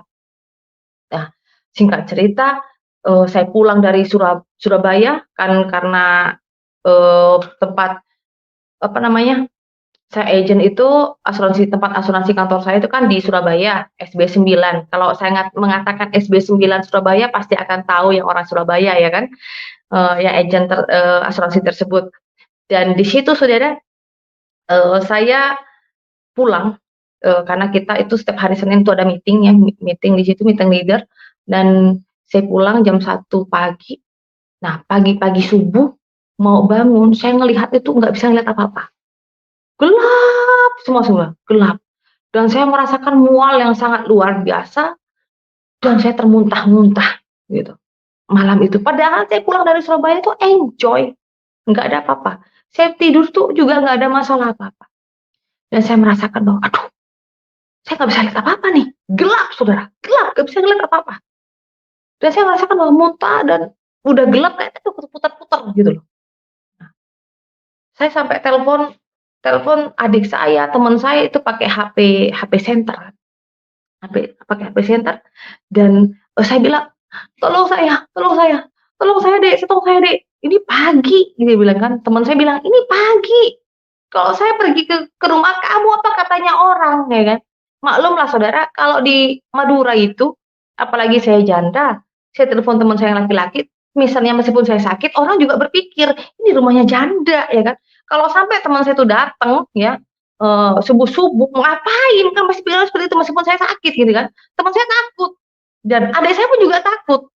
Nah, singkat cerita, adik saya itu datangnya jam 6 atau ya cerita jam 6 atau jam 7 gitu ya. Nah, sama teman saya itu berdua, mereka janjian, adik saya sama teman saya, ngangkat saya ke rumah sakit. Dan di situ saudara, saya tetap nggak bisa lihat apa-apa. Saya nggak bisa lihat apa-apa. Dibawa, digendong, itu pun saya nggak tahu mau kebawa ke mana, Dek. Iki bagi kok, Dek. Ke rumah sakit, Mbak, ke rumah sakit, gitu kan, ke rumah sakit. Saya nggak tahu kalau saya dibawa ke rumah sakit, saya nggak bisa lihat apa-apa. Aduh, Dek, pusing, mau ngutang, kok, Dek, ngutang, Dek, saya bilang gitu kan. Nah, masuk ke rumah sakit, ternyata di UGD kamar nggak dapet kamar, saudara. Dan saya menunggu itu di ruang UGD. Saya berdoa dengan Tuhan. Oh Tuhan, ya orang Kristen, ampuni saya Tuhan, saya mau mati nih Tuhan. Tuhan, saya katakan gini, saya minta request lagi, meminta sama Tuhan, Tuhan ya orang Kristen, tolong berikan saya kesempatan satu kali lagi. Saya pengen bahwa saya ini disembuhkan. Kau kasih saya kesempatan, Tuhan, saya nggak akan gini lagi deh. Saya ngerasakan bahwa saya dosa banget ya. Hidup saya ini diberkati, hidup saya banyak rezekinya nih karena saya berdoa kepada Tuhan yang orang Kristen. Karena sejak itu saya nggak apa ya, nggak terlalu religius lagi gitu kan. Saya selalu paling kalau ada kesempatan saya baca-baca Alkitab sebentar udah gitu. Jadi agama saya waktu itu dua gitu loh, Islam dan juga Kristen gitu. Jadinya Krislam, saudara ya. Waktu itu keadaan saya tetap sholat tapi saya tetap baca Alkitab gitu loh. Dan saya bilang begini, aduh bagaimana ini, saya berdoa, Tuhan yang orang Kristen, jika memang Tuhan yang orang Kristen memberikan saya kesempatan, tolong berikan kesempatan kepada saya Tuhan, satu kali aja. Saya takut mati, Tuhan yang orang Kristen, saya takut mati. Saya bilang, akhirnya setelah saya berdoa minta ampun gitu kan, adik saya bilang, Mbak kita mau bayar rumah sakit nih, Mbak kamu mau dirujuk ke rumah sakit Dr. Sutomo waktu itu ke Surabaya. Dia bilang, ih enggak deh aku nggak mau, aku takut, saya bilang gitu kan, ini bayar aja. Kita saudara, di saat kita mau meninggal, saya rasakan waktu saya sakit, saya nggak bisa melihat, mata saya gini kan nggak bisa saya melihat apa-apa. Saya bilang, oh Tuhan yang Kristen ampuni saya Tuhan, saya bilang. Saya merasakan bahwa apa yang saya miliki waktu itu, saya kasih adik saya PIN, saya kasih adik saya itu ATM, udah kamu bayar aja, kita mau pulang. Karena saya sudah nggak dapat kamar juga. Dan anehnya saudara, saya di UGD itu nggak dapat kamar karena waktu itu dalam keadaan wabah penyakit gitu. Kalau nggak salah penyakit demam berdarah gitu kan. Saya ngerasa bahwa kenapa kok hidup saya begini? Ternyata saya nggak dapat kamar dan saya suruh dirujuk karena penyakit saya katanya itu eh, penyempitan pembuluh darah di otak, ya. Penyempitan pembuluh darah di otak dan harus dirawat ke rumah sakit di Surabaya. Dan dalam proses lagi nunggu ambulan. Dan saudaraku, disitulah saya merasakan bahwa yang saya miliki nggak ada apa-apanya. Saya banyak waktu itu saya ada duit ya, tapi saya ngerasa bahwa hidup saya hampa aja gitu. Banyak duit kalau kita sakit mau mati buat apa gitu kan. Sampai saya kasih ATM saya sama adik saya, sama PIN saya terserah. Adik saya mau ngambil seberapa pun saya juga nggak tahu waktu itu. Dan waktu saya berdoa, Tuhan berikan saya pengampunan Tuhan, berikan saya kesempatan. Itu aja saya berdoa terus. Dan tretan, saudara sama Tuhan, saya kaget. Ternyata Tuhannya orang itu mendengar, masih mendengar setelah saya begitu menyakiti Tuhan gitu. Ya. Pelan-pelan, saya masih ingat jam 8. Saya nengok, jam 8. Saya sudah bisa melihat. Saya sudah bisa melihat sedikit-sedikit. Dan waktu saya menoleh begini, saudara, di samping saya ini ada orang yang kecelakaan, ya, dan meninggal. Dan itu sangat parah, hancur. Di situ saudara saya, oh Tuhan, ampuni saya Tuhan, berikan saya kesempatan. Akhirnya saya bilang, "Dek, udah Dek, aku nggak mau pergi ke Surabaya, ayo kita pulang." Saya maksa, saya akhirnya pulang, dikasih perjanjian sama dokter di UGD bahwa kalau ada apa-apa jangan tanggung tanggung rumah sakit. Nyampe di rumah Saudara, naik becak, ya naik becak. Nyampe di rumah, belum turun dari becak ternyata saya dibawa katel, di belakangnya katel. Katel itu, eee apa namanya, keranda mayat, ada orang meninggal. La ilaha illallah, la ilaha illallah gitu kan. Orang tuh jalan, karena rumah saya di tengah sawah itu, nggak jauh itu adalah kuburan. "Ih, siapa yang meninggal?" "Itu Pak Haji siapa," gitu, lupa saya, namanya lupa. "Kenapa?" "Oh enggak, dia nggak sakit apa sih dia meninggal?" "Nggak ada sakit, tidur, tahu-tahu meninggal, lalu tidur." Tahu nggak Saudara, waktu buka pintu saya langsung cium lantai minta ampun sama Tuhan. Saya merasakan bahwa Tuhan tuh baik. Saya sakit-sakit kayak gini nih udah dikasih kesempatan untuk sembuh, gitu. Sedangkan orang yang tidur aja sampai meninggal, nggak bangun lagi. Tuhan masih mengasihi saya. Saya bilang dengan Tuhan ya Kristen, Tuhan ya Kristen ampuni saya Tuhan. Jika Tuhan berkenan Tuhan, ya menyembuhkan saya mau deh apa katanya Tuhan. Nah, perkataan saya itulah terserah Tuhan, apa katanya Tuhan. Dan ternyata ya saya bisa makan, bisa minum, saya tidur dan tengah malam saya dikagetkan. Tuhan mengatakan, begini, di dalam mimpi saya tangannya terbuka. Anakku berjubah putih, tapi saya wajahnya tidak kelihatan karena bercahaya, Saudara ya. Begini, anakku, engkau akan melayaniku. Ih, melayani bagaimana nih Tuhan yang orang Kristen ini? Saya bilang gitu kan, kaget. Ih, mau melayani bagaimana ini? Ih, saya Kristen ada-ada aja deh. Saya melayani itu bagaimana? Saya bilang, saya nggak mengerti melayani itu seperti apa. Ternyata saya tidur lagi. Tidur lagi. Yang saya lihat itu peta Indonesia, dan saya lihat Pulau Kalimantan, ini terang warna titiknya, bergelap-gelap, apa berkelap-kelip gitu. Saya bangun lagi, ih, masa iya sih Tuhan orang Kristen tuh begini? Aku suruh pergi ke Kalimantan, ih nggak mau, aku nggak mau, nggak mau. Ih Tuhannya orang Kristen, saya bilang. Subuh-subuh itu Saudara, saya nego lagi dengan Tuhan yang Kristen. Tuhan yang Kristen, janganlah aku ke Kalimantan, Tuhan yang Kristen. Tuhan yang Kristen kan tahu, saya orang Madura, nanti saya dimakan sama orang Dayak, Tuhan yang Kristen. Kenapa nggak saya pergi ke Sumatera kah, ke Sulawesi kah, ke Papua pun saya mau loh Tuhan yang Kristen. Saya mau Tuhan, jangan ke Kalimantan Tuhan, nggak ada ke tempat yang lain, saya katakan. Saya bener-bener deh, mau suruh Tuhan pergi kemana? Saya katakan. Saya bilang, "Nggak mau saya pergi ke Kalimantan, nggak mau saya, nggak mau." Eee, Besoknya lagi bermimpi, "Anakku engkau akan melayaniku." Begini lagi, saya bilang, "Ih, ini pasti Tuhan harus ih, ngaco ini," saya bilang gitu. Saya nggak terima gitu, saya nggak terima. Ih, tahu nggak, saya sampai ngomong kayak orang, nggak percaya, kayak orang gila, saya juga tidak terima gitu. Saya disuruh ke Kalimantan. Ih, mama papa saya, kakek nenek saya, nggak pernah nginjakkan kaki Tuhan Yeriksen ke Kalimantan ini nggak pernah. Tuh, kalau orang tahu nggak, saya bilang, Tuhan Yeriksen dikasih tahu oleh saya. Tahu nggak Tuhan Yeriksen? Orang Madura loh, katanya bisa dicium 10 kilo tuh udah dicium. Saya bilang gitu, ih saya nanti dibunuh, cincang dimakan. Tuhan yang Yeriksen bagaimana sih? Saya bilang begitu kan. Ih Tuhan janganlah ke sana, saya bilang gitu, janganlah. Kemana? Tapi jangan ke sana. Aduh mau ngapain saya di Kalimantan? Saya bilang, saya nggak punya keluarga, saya nggak pernah ke sana, keluarga saya nggak ada, teman-teman saya nggak ada, saya bilang gitu kan. Saya nggak mau, saudara. Saya sakit itu sekitar bulan Februari, tapi saya tetap bilang nggak mau. Nah, luar biasanya lagi, ternyata eh, saya dikasih hadiah oleh Tuhan Yang Maha Kristen karena saya tidak mau pergi ke Kalimantan. Saya awalnya nggak mau pergi ke Kalimantan. Saya kasih hadiah, saya kena penyakit kulit. Kena penyakit kulit, kalau di kesaksian kayaknya ada ya di YouTube saya, kayaknya kesaksian di part pertama lah, kalau ada di part pertama itu ada kesaksian saya terkena penyakit. Nah, kayak di sini, terus, di sini ketek-ketek gini Saudara, sampai ke badan-badan saya begini Saudara. Saya nggak mau. Ada kesaksian di situ part pertama, di mana saya tidak mau pergi ke Kalimantan, ternyata Tuhan memberikan saya hadiah penyakit kulit dan gatal-gatal. Kalau kalau di secara kedokteran, apa ya, lupa saya namanya ya, di kedokteran saya lupa namanya apa, itu meruntus-meruntus Saudara, ya, puntus-puntus gatal dan juga panas, tapi nggak bisa sembuh. Udah disuntik ya sama dokter dokter umum sudah, ke dokter kulit sudah, sampai diolesin apa semua nggak bisa. Sampai begini saya, Saudara. Ya, udah kayak macam robot jangan karena panas, sakit semua.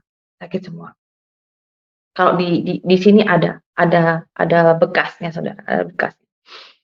Tapi puji Tuhan lah ya di wajah sudah nggak ada. Ini kemarin kecoret begini, Saudara. Kecoret. Ada kesaksian part pertama. Nah, di situ saya bilang, oke lah, saya sudah putus asa dan saya katakan, oke lah Tuhannya orang Kristen. Jika memang benar saya suruh ke Kalimantan, tapi saya mau menitipkan anak saya dulu ke omanya karena kakak kakak kandung dari almarhum mama saya meninggal tahun 2013 ya, meninggal dan saya bersyukur sekali mama saya adalah menjadi seorang mentor, jadi seorang ibu dan tentunya saya itu mengasihi Tuhan Yesus itu juga bersama-sama dengan mama saya. Ya meskipun mama saya sudah naik haji waktu itu, tetapi mama saya merasakan bahwa ingat ya nak, mama saya percaya sama Tuhan Yesus, saudara. Dan mama saya meninggal mengimani kekristenan. Dan banyak kesaksian di situ setelah mama saya meninggal pun kuburannya itu oleh sepupu saya itu baunya bau wangi sekali. Ada di situ kesaksiannya dari sepupu saya orang Madura namanya Tony, bahwa di kuburan mama saya itu di saat hari raya itu wangi, saudara, tanahnya tuh wangi dan mengeluarkan bau yang wangi. Itu ada di kesaksian di YouTube saya, di mana mama saya dikuburkan. Nah, waktu meninggal pun mama saya itu meninggal di tangan saya dan saya bisikan, dalam nama Tuhan, dalam nama Tuhannya orang Kristen, dalam nama Tuhannya Yesus, dalam nama Tuhannya orang.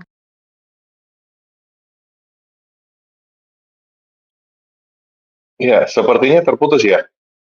Oke, kita tunggu dulu ya. Ya, ini channelnya Dan disitulah channel Diana. saya, ya, Oke, terputus ya Bu ya. Silakan lanjut Bu. oh iya, nggak apa-apa ya, saya lanjut ya kesaksian saya dengan mama saya. Ya. Ya, mama saya ini sudah percaya kepada Tuhannya orang Kristen, percaya kepada Tuhan Yesus. Mama saya pernah berpesan sebelum meninggal. Nah, beun ngontrol emulja akin nah oding beun pertaje ke Tuhan Yesus ya. Deki abang nak, teti orang sukses, teti orang raja. Beun deki je oding seneng nak. Enggak nak ya, abang pertaje ke Tuhan Yesus. Abang apa jeng, menjadi orang Kristen sih bener. Mbak nyari laki orang Kristen, mun mbak nyari orang laki Kristen, abang mun pertaje ke Tuhan Yesus, pasti oding bon emulja aki. Pasti hidup saya itu akan diberkati Tuhan. Pasti hidup saya akan sukses. Mama saya mengatakan seperti itu. Meskipun mama saya meninggal dimakamkan secara Islam, tapi saya bersyukur mama saya adalah mentor yang terbaik yang pernah saya miliki pertama dalam pembentukan iman saya. Dan setelah mama saya meninggal tahun 2014, saya memantapkan hati, itulah Bapak Ibu ya, pergi ke Kalimantan dengan kesaksian-kesaksian saya bahwa Tuhan berikan saya hadiah gitu, memberikan hadiah penyakit kulit tidak bisa disembuhkan. Tapi luar biasanya lagi, saudara, setelah saya menitipkan anak saya ke kakak mama saya itu menikah dengan seorang pelatih tinju ya, ya memiliki sasana ya. Saya tidak bisa menyebutkan sasananya apa, tetapi beliau dulu adalah mantan pelatihnya Chris John. Dan saya menitipkan anak saya di situ, Silvario dan juga Angel, karena saya harus pergi ke Kalimantan dengan penyakit saya, saudara, waktu itu. Dan saya mengatakan bahwa, ya, saya percaya bahwa jika memang ini anakku engkau akan melayaniku, saya nggak tahu melayani seperti apa ya. Tuhan suruh pergi ke Kalimantan, ya saya pergi ke Kalimantan. Dan saya berteman dengan seorang kepala desa, seorang perempuan, ya, perempuan, dan saya berteman di Facebook udah lumayan lama, dan saya berteman dengan beliau dan saya dijemput ke rumah beliau. Beliau adalah namanya Kak Linda, ya, mantan kades sekarang ya Bapak Ibu ya. Dan saya dibawa ke rumahnya, ke rumah saudaranya, dan saya dibawa mandi ke Riam, Riam Veteran yang ada di Sanggau. Dan waktu saya mandi Saudara, ya, itulah mujizat Tuhan, ya. Padahal saya belum pernah mandi ke sungai, saya belum mandi ke riam. Ya, karena waktu itu saya masih belum lahir baru, Saudara ya, saya masih dalam kehidupan saya duniawi, saya rasa, "Ih, masa kok aku mandi di sungai sih?" Gitu kan. "Masa saya di ini sih? Ih, itu kan air sungainya itu kan masih ada, rumput-rumput kering," gitu kan. Nah, disitulah saya tetap mandi dan mujizatnya ajalah, saya diberikan kesembuhan setelah saya mandi, Saudara. Jadi segala gatal-gatal apa yang ada itu herpes, Saudara, saya masih ingat, ternyata herpes kalau dari bahasa kedokteran, penyakit herpes. Jadi, di situ langsung nggak ada, sembuh kering, Saudara. Baru satu kali saya mandi di Riam Veteran yang ada di Sanggau, itu langsung kering, Saudara ya, dari kesembuhan. Dan di situ saya merasakan bahwa, wah, Tuhan Yesus luar biasa, ya, iya betul. Dan, anak saya itu, tetap ada di Semarang, ya, di tempat mbahnya, dan saya di Kalimantan, Saudara. Dan kesembuhan itu membuat saya cepat pulang lagi, cepat pulang lagi ke Sampang, Saudara.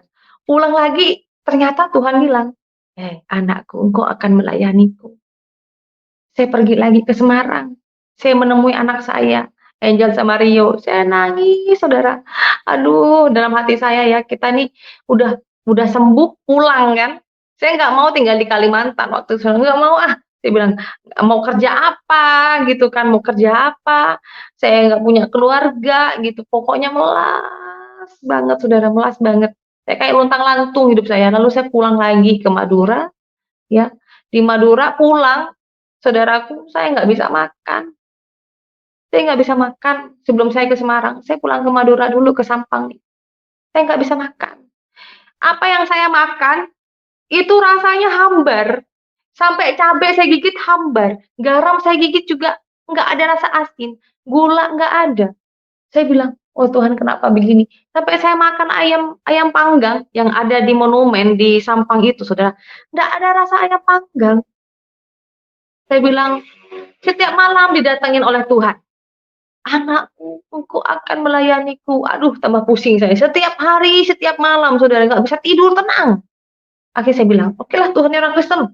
Oke, saya akan pergi ke Kalimantan. Saya mau lihat dulu anak saya." Saya lihat si Angel, saya lihat si Rio, saya peluk anak saya satu-satu. Waktu itu waktu itu, keluarga saya belum tahu kalau saya Kristen, yang dari Semarang belum tahu. Waktu kedua kedua kalinya saya pergi ke sana, mereka nggak tahu. Dan saya melihat bahwa, ya, hidup saya ini berat sekali saya rasakan. Dan setelah saya kembali ke Kalimantan, ya saya sambil kerja jualan sayur, ya, jualan sayur. Kadang saya itu jualan barang sampai jalan kaki, Saudara, keserian, jalan kaki, jual baju, liontin, jamu-jamu Madura, pokoknya apa yang halal gitu. Saya bikin juga jamu di situ saya jual gitu kan. Kalau orang sini kan taunya orang Madura kan pandai bikin jamu. Dan dari medsos itulah, keluarga saya yang ada di Semarang ya, saya mohon maaf kalau, saya mengecewakan, menurut mereka saya mengecewakan, tapi inilah hidup saya, iman saya kepada Tuhan, sehingga ketahuanlah saya kalau jadi orang Kristen karena dari, postingan-postingan saya firman-firman Tuhan. Dari 2014 itu postingan firman Tuhan itu sudah banyak di Facebook saya, Saudara. Dan akhirnya, anak saya itu sempat menghilang gitu, sempat menghilang.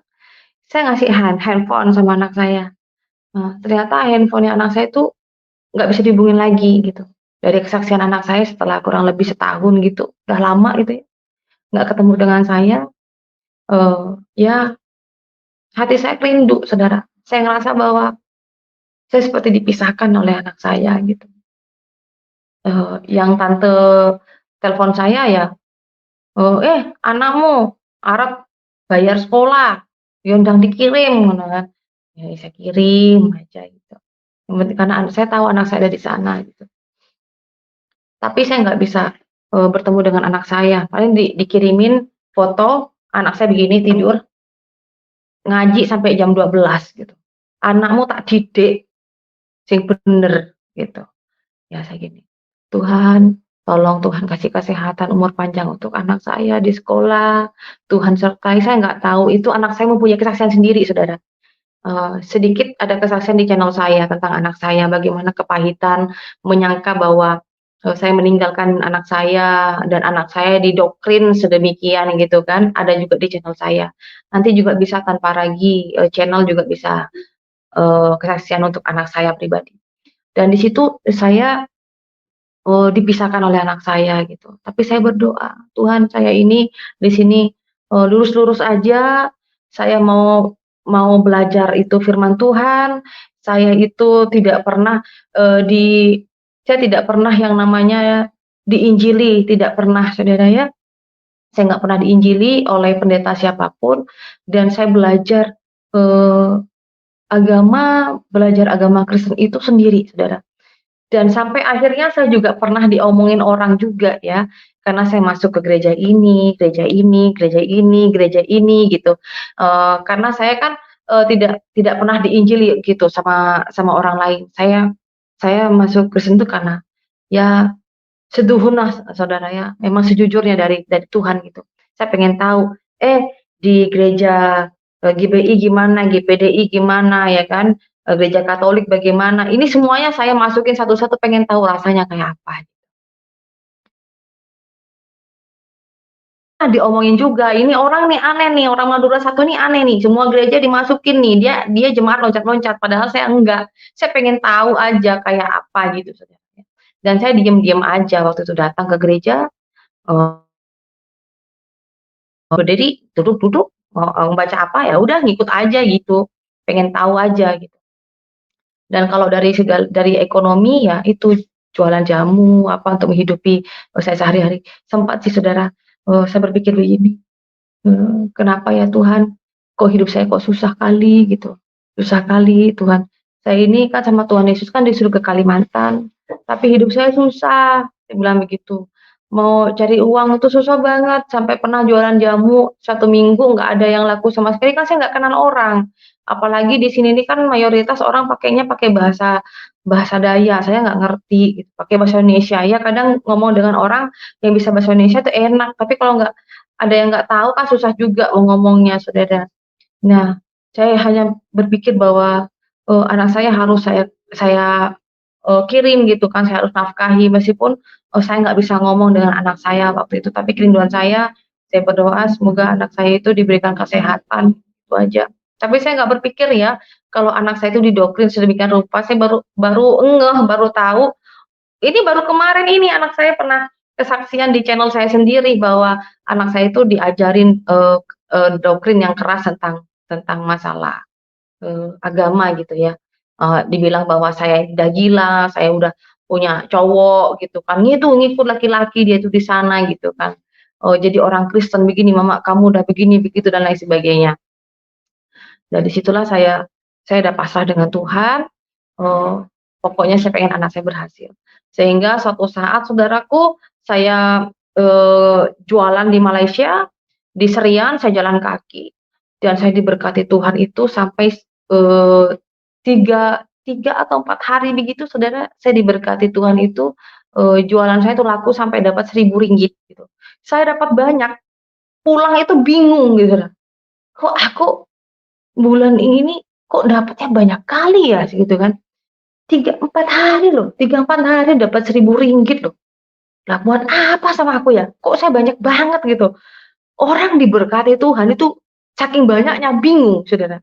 Saya bingung, mau tak beliin apa ya gitu kan. Saya bingung waktu itu, saya simpen uangnya, ternyata saya itu di-chat sama anak saya. Anak saya di Facebook, di-chat, eee, jadi terus nelpon saya juga, nelpon, "Mah, ini aku Rio, Mah, aku lagi sakit, Mah, aku lagi sakit tipes," katanya. "Oh ya? Terus gimana?" "Pokoknya aku ikut Mama, jemput aku, Mah," dia bilang gitu kan. Ih, saya seneng banget, saya jadi inget, eh, Tuhan Tuhan memberkati aku nih uang banyak mungkin uang saku ini, uang saku untuk jemput anakku. gitu kan. Saya jemput anak saya dan saya melihat di situ anak saya udah tidur di lantai, udah kurus banget, kurus, saya nangis, saya kekep, dan saya sedih waktu itu. Ternyata anak saya pun waktu mengurus, saya bilang saya urus surat pindah, sebelum bawa anak saya si Kacung nih,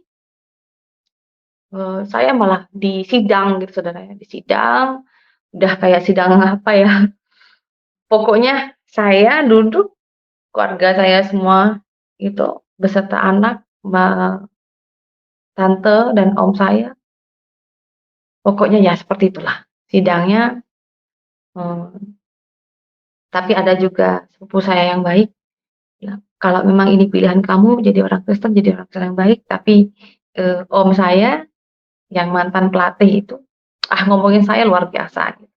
Sekarang udah almarhum, udah almarhum, dan tante saya juga. Tapi intinya saya memang harus melewati hal-hal seperti itu, dan saya yang penting bisa bawa anak saya pulang ke Kalimantan dan, saya memasukkan kedua anak saya itu Saudara, ke yayasan Kristen. Kenapa saya masukkan ke yayasan Kristen? Karena waktu itu saya tidak punya rumah, saya tidak punya pekerjaan tetap, saya tidak mau anak saya sengsara dengan saya aja tidur di mana, entah di mana. Saya kalau jualan misalnya ke Sanggau, dari Sanggau ini dari Sekayam ini Saudara, kurang lebih 2 jam. Ya kalau dulu karena jalan jelek sampai 3 jam. Saya kadang tidur di pom bensin, saya tidur tutup jaket, atau kadang saya, eee, apa namanya, melekot ya, katanya orang Madura tuh melekot sampai gini, apa, tidurnya itu dan nutupin gitu badan sama jaket tuh.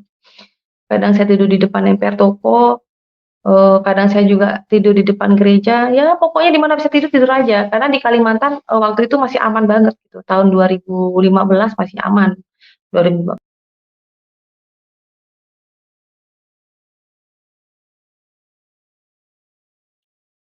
Ya, sepertinya terputus lagi Bu Diana. Oke, tadi kayaknya banyak teman-teman yang bingung ya. Mhm. Ya, Apa? masuk lagi. Silakan Bu, lanjut. Kenapa? Ya, lanjut Bu. Tadi terputus. Saya kan tidur waktu itu sampai di emper toko. Iya, baik, terima kasih. Dan, eee, setelah itu saudaraku, saya semakin semangat, ya, semakin semangat untuk masukkan anak saya ke sekolah yayasan. Saya berpikir begini, kenapa saya pengen masukkan anak saya ke sekolah yayasan? Karena saya ini kan seorang ibu, saya juga masih dalam proses belajar. Belajar, agama Kristen, saya juga belajar juga melayani, karena saya nggak tahu kenapa di hati saya ini, saya belajar untuk melayani, ya meskipun jadi tukang sapu gereja, waktu itu jadi tukang sapu gereja, disuruh ke sana kemari, iya aja gitu, nurut aja saya, Saudara. Sampai setelah anak saya masukkan ke sekolah yayasan Kristen, itu pun pakai tes Saudara ya. Saya sebenarnya udah nyerah gitu kan, udah nyerah, karena nggak semua orang itu bisa masuk ke sekolah yayasan tersebut. Dan puji Tuhan anak saya dua-duanya masuk, sehingga setelah anak saya masuk ke sekolah yayasan, masuk ke asrama, saya kerja di Serian menjadi pembantu. Saya jadi kuli Saudara. Saya jadi kuli, saya kerja dari tukang cuci piring, ya, yang disuruh-suruh toke gitu kan, ngupas-ngupas bawang apa-apa, saya kerja di pasar malam Cina, dekat Petronas Rian. Saya di sana kerja di sana. Dan saya ibadahnya itu di Gereja Kudus Fellowship oleh Pastor Andin, dan saya dibawa juga, pelayanan ke kampung-kampung sama beliau gitu. Saya merasakan bahwa hidup saya itu luar biasa, eee, Tuhan itu membawa saya itu sampai segitunya saya harus, membuang, rasa gengsi saya, kesombongan saya, melalui dari prosesnya Tuhan. Mungkin kalau saya tidak diproses oleh Tuhan sampai ke Kalimantan, sampai ke Serian, Malaysia, mungkin saya tetap jadi orang yang sombong, ya saya gengsian, ya kan, nggak mau hidup susah, nggak mau rendah hati. Tapi karena Tuhan Yesus itu baik, saya sampai dijadikan sedemikian rupa oleh Tuhan. Jadi pengerja jadi kuli, jadi pembantu itu di Serian tuh luar biasa, Saudara. Kalau saya tidak memiliki hati dan iman yang kuat, saya akan jatuh dalam dosa. karena saya lihat di situ pergaulannya seperti apa, teman-teman, seperti ya, yang kerja di Malaysia tuh seperti apa, saya tahu. Nah, karena saya itu takut dengan Tuhan, saya ingin menafkahi anak saya dengan halal, ya, ya saya nggak pernah lakukan macam-macam dan saya ikut pelayanan pastor, Pastor Andin di situ. Dan saya bersyukur dari situ, hati untuk melayani itu ada gitu, Saudara. Dan setelah, eee, anak saya bilang, "Ma, kalau bisa Mama jangan kerja ke sana lagi." Akhirnya saya jualan sayur, Saudara. Saya pulang ke Indonesia, ke Kalimantan ini saya jualan sayur keliling-keliling, dan luar biasanya lagi saya diberkati Tuhan itu dengan talenta yang lain. Saya bisa ngurut, Saudara, gara-gara ya itu jadi orang Kristen itu, banyak diberkati Tuhan saya, Saudara. Saya mendoakan orang, puji Tuhan sembuh. Saya ngurut orang kecelakaan, ngurut orang sakit, kadang anak-anak, puji Tuhan sembuh. Padahal sebelumnya saya nggak punya apa-apa, saya nggak bisa ngapa-ngapain, tapi Tuhan ngasih saya bisa ngapa-ngapain, itu semuanya karena anugerah, saya bilang. Pokoknya dari hal seperti itu dan saya tidak diberikan hati lagi untuk ngajar lagi. Saya ditawari oleh teman saya, "Gimana kamu ngajar? Kamu jangan jadi pendeta ya, pendeta di Kalimantan itu kere-kere," dia bilang begitu teman saya, Saudara.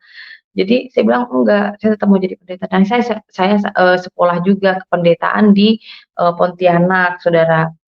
Dan disitulah saya melayani. Sampai meskipun saya dikasih tempat pelayanan, saya lulus ini Saudara ya, di sekolah STT Eklesia Pontianak, saya dibilang sama pemilik dari pendiri dari gereja STT Eklesia Pontianak, "Kamu pelayanan aja tempat Papi, di daerah Tayan sana ada gereja, kamu tinggal masuk aja di sana, kamu udah jadi pendeta di sana, tinggal masuk aja." Saya bilang, "Enggak Pi, saya pengen pelayanan itu dari bawah." Saya katakan, "Saya pengen pelayanan dari bawah aja. Saya nggak haus dipanggil langsung jadi pendeta, tapi saya pengen merasakan ini bagaimana sakitnya untuk merintis." Ya. Dan yang sesuatu yang buat saya semangat adalah saya pelayanan pertama kali itu di gereja, GKAI dan saya melayani di sebuah perusahaan sawit BPK atau Bumi Pratama Khatulistiwa, Saudara. Dan orang yang pertama kali saya layani dan yang sampai sembuh itu yang bikin saya berkobar-kobar sampai sekarang gitu. Bahwa kalau kita mendoakan seseorang yang sakit ya, sampai disembuhan itu karena kita memiliki iman dan keyakinan, maka sembuhlah dia gitu. Saya pernah didatengin Saudara oleh seorang anak, yang rajin ibadah, anak tersebut namanya Desi yang ada di BPK dan bapaknya itu dulunya adalah Buddha dan, ibunya itu, Katolik dan saya didatengin sama Desi, Desi itu rajin ibadah, bersama saya dan Desi mengatakan bahwa, "Ibu, saya semalam mimpi dan ibu itu datang ke rumah saya untuk doakan mama saya sembuh," katanya. Mama itu sudah 2 tahun lebih bolak-balik ke rumah sakit YRC, sudah di Pontianak, tapi nggak sembuh-sembuh. Nah, Desi itu memiliki kerinduan bahwa mamanya sembuh dan melihat saya itu datang ke rumahnya dan mendoakan mamanya dan mamanya sembuh. Nah, jadi tolonglah Bu, tolonglah Ibu datang doakan mama saya. Di saat saya datang ke rumah Desi, Saudara, dan saya lihat apa, Saudara? Saya nggak tahu kenapa di mata saya ini Mama Desi itu, seperti sosok seperti genderuwo gitu loh. Wih, saya gini, "Ih, ngapa model begini Mama Desi?" Gitu kan, saya nengok kan, kenapa berubah seperti itu? Lalu suaminya bilang, "Ibu Diana tolong doakan istri saya. Kalau istri saya kalau istri saya sampai sembuh, saya baru percaya deh sama Ibu Diana, kami mau masuk Kristen semua." Saya bilang, "Bapak, yang penting kita percaya sama Tuhan Yesus." Itu saya bilang. Dan Bapak ibadah, berdoa mengucap kepada Tuhan. Saya waktu itu bingung Bapak Ibu. Pertama kali saya doakan orang, langsung saya ditembak langsung seperti itu. "Iya Bu, kalau," kan bapaknya itu orang Cina ya, Chinese ya, "kalau sampai Ibu Diana bisa menyembuhkan, istri saya dan, 5 anak saya percaya sama Tuhan." "Tuhan siapa tadi itu Ibu?" Saya bilang, "Tuhan Yesus." "Iya Tuhan Yesus baru saya percaya, kami mau jadi orang Kristen semua." Dia bilang. Saya bilang, "Oh baiklah itu kan janji iman Bapak," saya bilang, "saya tetap mendoakan." Saya doakan dan mukjizatnya Saudara adalah diberikan kesembuhan. Di saat proses saya datang itu, pelayanan pertama kali ya, pertama kali dan bikin heboh gitu, bikin heboh. Karena kenapa? di eee, di mes BPK itu, mesnya itu luar biasa, Saudara. Ada Kristen, Islam, Katolik, Islam. Jadi kayaknya seperti, ditata gitu agar bisa toleransi gitu kan. Dan mesnya orang Madura ada gitu, Saudara. Mes orang Madura, Madura semua gitu kan. Sampai saya ditanya di situ, sampai orang Madura tuh nanya-nanya, "Bener nggak sih you banyak orang Kristen you?" Setahu saya orang orang orang Madura itu nggak ada yang Kristen, saya bilang. "Ya itu kan setahumu, ya sekarang udah tahu kalau ada nih saya bilang gitu.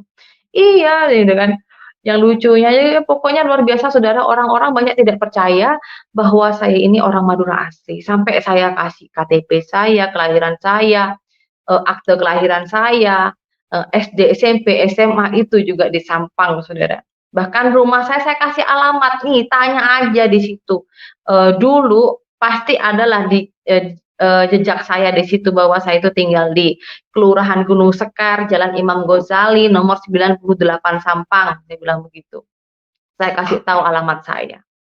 Nah, puji Tuhan Saudara dari pelayanan yang pertama itu akhirnya puji Tuhan berkembang berkembang berkembang, dan dari itu saya diberikan hati sama Tuhan, nih kalau cuma hanya pelayanan di perusahaan, ya begini-begini doang. Ya saya dikasih Tuhan itu, sepertinya kamu harus melayani di luar deh, gitu kan.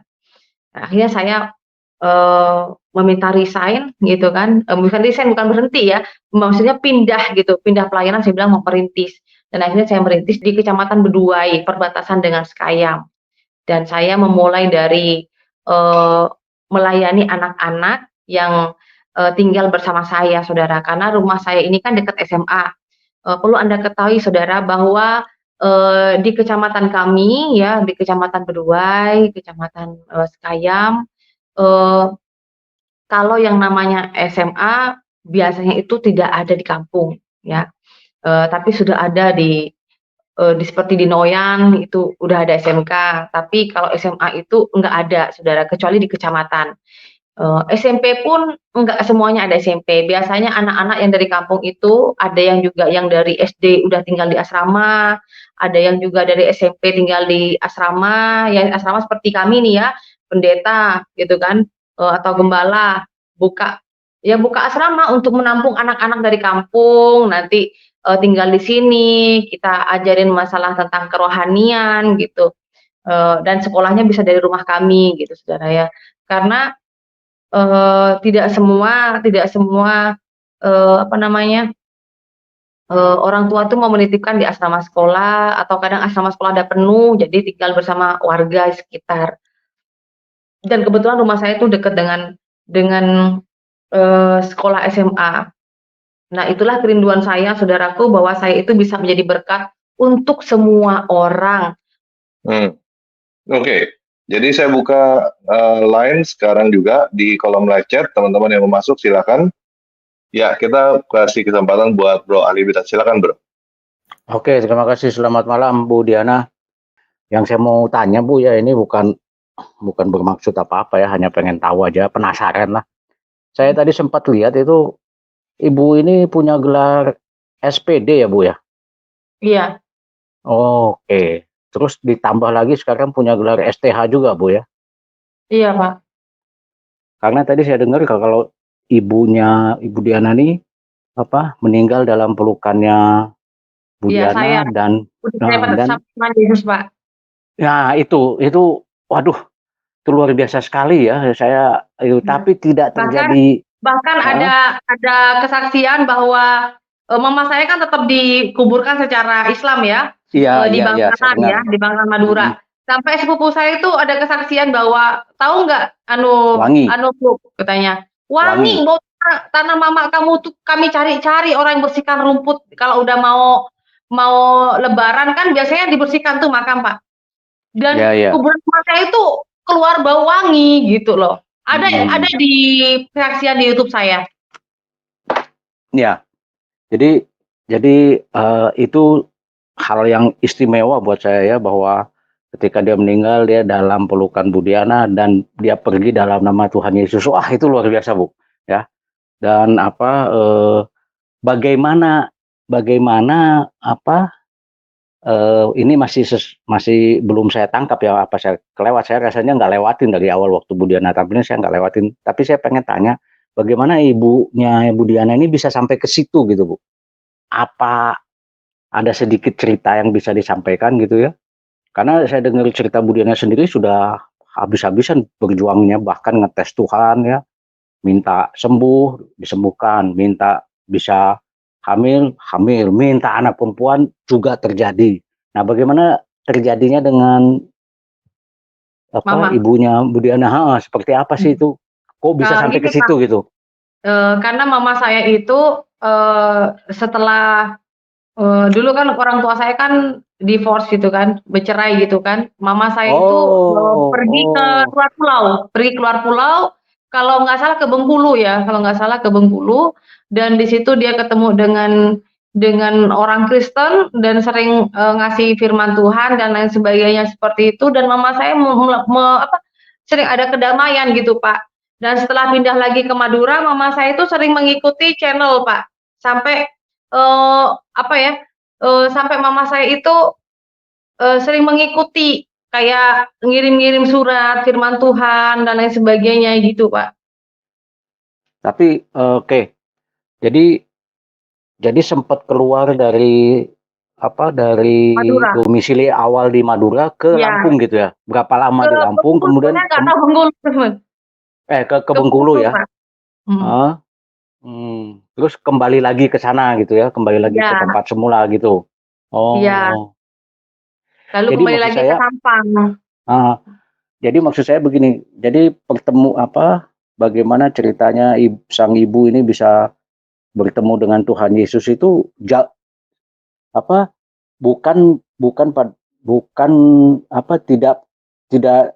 saat tidak bersama dengan Bu Diana gitu ya? Tidak. Tidak. Dan malahan mama saya itu percaya kekristenan itu atau percaya kepada Tuhan Yesus itu setelah kembali dan menceritakan gitu. Awalnya sih saya kan aneh-aneh aja gitu, iya aja gitu Pak. Tapi lama-lama hati saya juga dengan kejadian apa yang sudah lalu seperti tahun-tahun yang lalu, Tuhan berikan kesembuhan anak dan sebagainya, saya jadi ingat, oh memang benar ya gitu. Oke Bu, makasih Bu. Ibu lebih suka nomor 1 atau nomor 6 Bu? Apa Pak? Kalau nomor Ibu lebih suka nomor 1 atau nomor 6? Nomor 6. 6, oke. Ini lagu buat Bu Diana.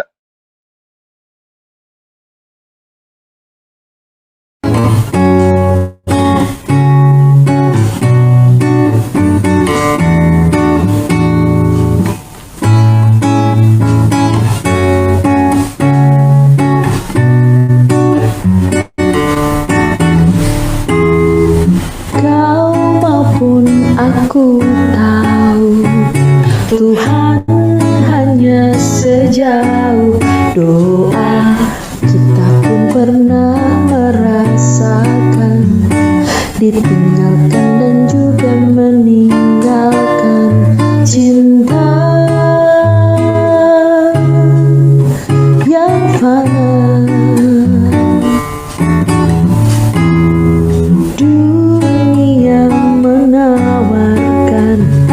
Berjuta-juta keindahan, namun satu hal yang pasti, Tuhan punya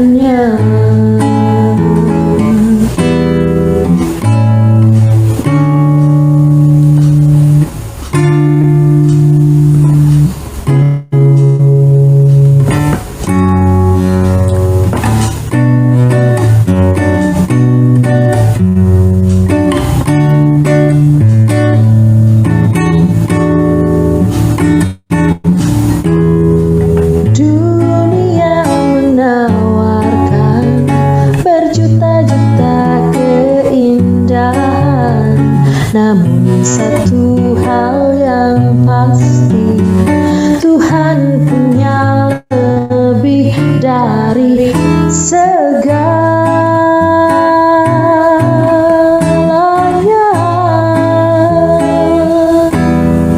Bergembiralah di harimu jujur, dan ingatlah hari malam ini pun Allah jadikan sama seperti harimu jujur. Bergembiralah di harimu jujur, dan ingatlah hari malam Allah jadikan sama seperti harimu jujurmu, supaya manusia tak dapat menemukan suatu hal tentang masa depannya.